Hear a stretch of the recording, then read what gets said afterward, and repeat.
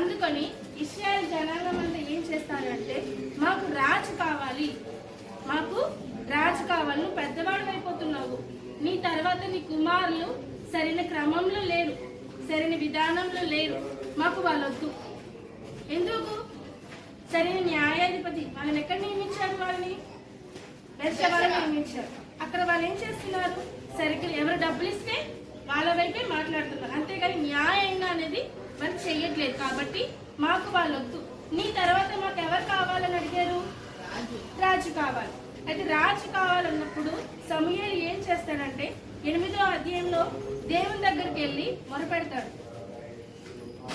8వ అధ్యాయంలో ఆయన ఏమంటాడంటే, మీరు ఒక రాజు కావాలనుకుంటే మీ పిల్లలు వాళ్ళ దగ్గర బానిసలుగా అవుతారు, రాజుకి మనం కాపలా కాయాలి, ఆయన రథాలకి కాపలా కాయాలి, మీ పిల్లలు వాళ్ళకి వంట మనుషులుగా అవుతారు, చాలా రకాలుగా మీరు బాధపడతారని చెప్పేసి రాజు ఉండే లాభాలేంటి, రాజు ఉండే లక్షణాలు ఏంటి కూడా మొత్తం కూడా సమూయేలు గారు ఎవరికి చెప్తున్నారు? ఇశ్రాయేలుకి చెప్తున్నారు. అయినా సరే మాకు రాజు కావాలి. అయితే ఇక్కడ చూడండి, ఇక 8వ అధ్యాయము 6వ వచనంలో చివరి భాగంలో సమూయేలు యెహోవాకు ప్రార్థన చేశారు. వీళ్ళు వినట్లేదు, ఏనా వినట్లేదు. అప్పుడు ఏం జరిగింది? నాన్న కూర్చోవాలి, చూస్తారు ఎవరైనా. అందుకు యెహోవా 7వ వచనంలో సమూయేలును చదవాలి. సమూయేలు నాకు సెలవిచ్చినది ఏమనగా, జనులు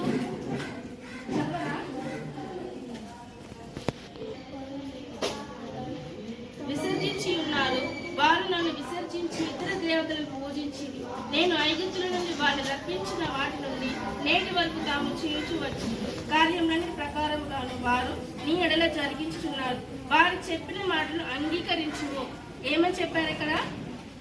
సరే, వారు చెప్పింది మీరు ఒప్పుకోండి, రాజుని నియమిద్దాం మనము అని చెప్పేసి ఎవరితో చెప్తున్నారు? యెహోవా తండ్రి సమూయేలు గారికి చెప్పారు. ఆయన చేసిన ప్రార్థన అంగీకరించి సమూయేలు గారు ఏదైనా సరే దేవుడు చెప్పకుండా ఆయన చేసేవారు కాదు. దేవుని దగ్గర నుంచి ఆజ్ఞ వచ్చిన తర్వాతే సమూయేలు గారు ఇశ్రాయేలు జనాంగానికి చెప్పేవారు. అది మనం లాస్ట్ నుంచి చెప్పుకుంటున్నాము. అయితే ఇక్కడ రాజు నియమించిన తర్వాత ఏం జరుగుతుందో మొత్తం 10 నుంచి 22 వరకు కూడా సమూయేలు పూర్తిగా వివరిస్తారు. రాజు నియమిస్తే ఇలా జరుగుతుంది, ఇలా ఉంటుంది అని చెప్పిన తర్వాత కూడా వాళ్ళు వినకుండా మనకు రాజే కావాలి అంటారు. అయితే ఇక్కడ 9వ అధ్యాయంలోకి మనం వచ్చాం. 9వ అధ్యాయంలో వచ్చిన తర్వాత ఇక్కడ చూడండి, ఇక్కడ ఫస్ట్ చూడండి,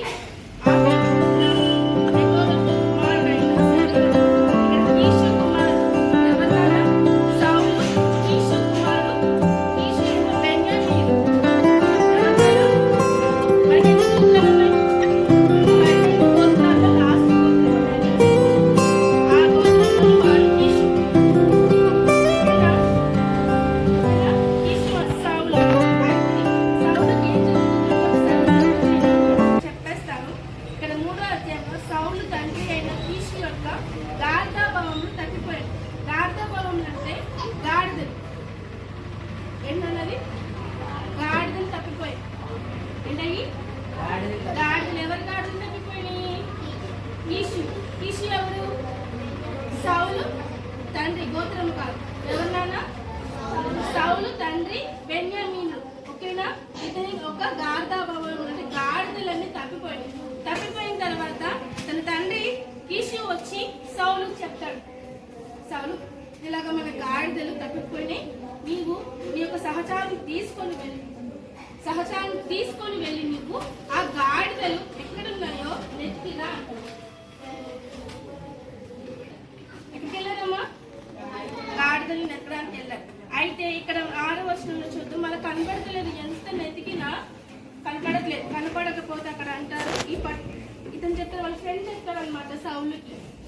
చూడండి 6వ వచనంలో, ఈ పట్టణంలో దైవజనుడు ఒకడు ఉన్నాడు, అతడు ఒక బహుబలుడు, అతడు ఏ మాట చెప్పను ఆ మాట నెరవేరును, మనము వెళ్ళవలసిన మార్గము అతడు మనకు తెలియచేయనేమో అని ఏం చెప్తున్నారు? ఎవరి గురించి చెప్తున్నారు? సమూయేలు గురించి తన ఫ్రెండ్ చెప్తున్నాడు. ఇక్కడ ఒక అతను ఉన్నాడు, దైవజనుడు ఉన్నాడు, అతని దగ్గరికి వెళ్ళి మనము మన సమస్య చెప్తే ఆయన ఎక్కడికి వెళ్ళాలి, ఎలా వెళ్ళాలి మొత్తం కూడా చెప్తాడంటే సౌలు అంటాడు, నా దగ్గర ఆయనకి ఇవ్వడానికి ఏమీ లేవు అంటే తన పనివాడు అంటాడు, నా దగ్గర కొంచెం వెండి ఉంది, మనం తీసుకెళ్ళి తనకి ఇద్దాము, ఆయన మనకి చెప్తారు అని చెప్పేసి. ఏముందన్నారు? వెండి ఉంది అని చెప్పేసి అంటాడు. ఓకే, వెతకడానికి వెళ్తాడు. వెతికే క్రమంలో మనం టర్న్ చేసుకున్నాం. ఒకసారి తిప్పండి. ఒకసారి వర్షంలో స్టార్టింగ్ ఆయన ఉన్న దగ్గరికి వెళ్ళారు. ఆయన ఉన్న దగ్గరికి వెళ్ళిన తర్వాత మార్గ మధ్యంలో ఒక స్త్రీ కనిపిస్తుంది. అమ్మ, ఇక్కడ దైవజనులు ఉన్నారంట కదా అంటే, ఇదిగో ఇక్కడే ఉన్నారు, ఆయన ఈ ఊర్లోనే ఉన్నాడు, ఆయన బలి అర్పించడానికి వీళ్ళు వచ్చారు అంటే సమయాలు తప్ప బలి ఎవరు అర్పించకూడదు అని ఇక్కడ గుర్తుపెట్టుకోండి. ఇది మెయిన్. సమయాలు తప్ప బలి, దేవునికి బలి ఎవరు అర్పించరు. సమయాలు దైవజనులు మాత్రమే బలి అర్పిస్తారు అని చెప్తుంది. ఇక్కడ బలి అర్పించడానికి ఆయన వచ్చారు, ఆయన ఇక్కడే ఉన్నారు, వెళ్ళండి అని అంటే, అప్పటి వరకు ఇశ్రాయేలు జనాంగం ఎవరిని అడుగుతున్నారు? రాజును అడుగుతున్నారు. దేవుడు సమయానికి ఏం చెప్పారు? వారు అన్నట్టుగానే చెయ్యి, రేపు పలానా చోటుకి పలానా వ్యక్తి వస్తుందని కూడా సమయాలకి దేవుడు చెప్తారు. అయితే అక్కడ సౌలు కనపడతాడు. సౌలు ఎవరి కోసం వస్తున్నాడు? సమయాల కోసం వస్తున్నాడు. ఏ పోయి వస్తున్నాడు? గాడిద పోయి వస్తాడు. అప్పుడు చూడండి 15వ వచనంలో, సౌలు సమయాలు కనపడగానే, వినాలి, సౌలు సమయాలు కనపడగానే, యెహోవా ఇక్కడేనా మీతో, నేను మీతో చెప్పిన మనిషి ఇదిగో ఇతడే. సమయాలు అంటున్నాడు, దేవుడు చెప్తున్నాడు, ఇతడే నేను నియమించుకున్న వ్యక్తి, ఇతనే ఇశ్రాయేలుకి రాజుగా నియమింపబడుతున్న వ్యక్తి అని చెప్పేసి దేవుడు సమయాలకు చెప్తాడు. అర్థమైందా? అయితే సమయాల దగ్గరికి సౌలు వెళ్ళాడు. సౌలు వెళ్ళి ఏం జరిగింది ఇక్కడ? చెప్పండి. సమయాలు సౌలుతో నీకు అర్ధాభావములు తప్పిపోయినాయి కదా, నా దగ్గరికి నేను నీకు ఇస్తాను అని చెప్పేసి నీకు ఎక్కడ నేను చెప్తాను పూర్తిగా వివరంగా అతనికి అర్థమైంది. You are my strength when I am weak. You are the treasure that I seek. You are my all in all. Seeking you as a precious jewel, Lord, to give up I'd be a fool. You are my all in all.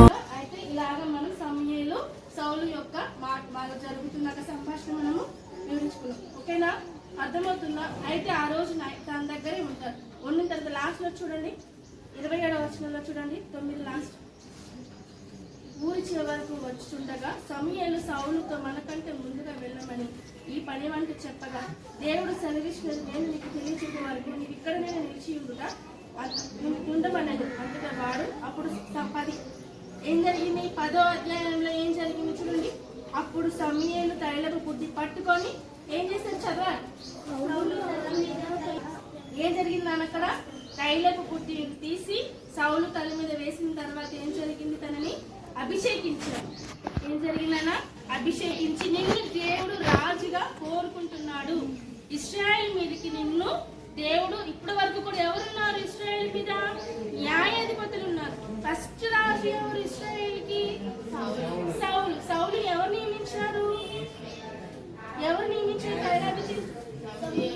సమూయేలు తైలం పోసి అతని రాజుగా అభిషేకించారు. ఓకేనా? ఇక్కడ వరకు clear కదా? Clear గా ఉందా? ఓకే. నెక్స్ట్ ఇక్కడ ఏం జరుగుతుందంటే 10వ అధ్యాయం మొత్తం కూడా మీకు చిన్నగా చెప్తాను. అతను నీకు గాడిదలు ఎలా దొరుకుతాయి, ఎక్కడ దొరుకుతాయి, నువ్వు ఏ మార్గం గుండా వెళ్తే నువ్వు పలానా చోటికి వెళ్ళు. ఓకేనా? పలానా చోటుకి వెళ్తే నీకు ఇక్కడ గాడిదలు 2 మనుషులు తీసుకొచ్చి ఇస్తారు. కొంతమంది నీకు ఆహారం ఇస్తారు. కొంతమంది నువ్వు వస్తుంటే నువ్వు చక్కగా వాయిద్యాలు వాయించుకుంటూ నేను స్వాగతం పలుకుతూ ఉంటారు. నువ్వు ఎదురవగానే మీ పిల్లతండ్రి గాడిదలు దొరకాయి అని కూడా అడుగుతాడు. ఇవన్నీ కూడా సమయాలు తన దీర్ఘ దృష్టితో దేవుడిచ్చిన ఆశీర్వాదంతో ఏం జరగబోతుందో కూడా పూర్తిగా సౌలుకు వివరించిన తర్వాత ఇశ్రాయేల్ జనాంగానికి ఇతని దేవుడు రాజుగా నియమించాడు అని చెప్పేసి వాళ్ళకి చెప్తారు. అందరు కూడా సౌలుని అందరు రాజుగా ఒప్పుకుంటారు. అర్థమైందా? ఇక్కడ వరకు ఏమేమి చెప్పండి ఒకసారి. ఏమేమి చెప్పుకున్నారు?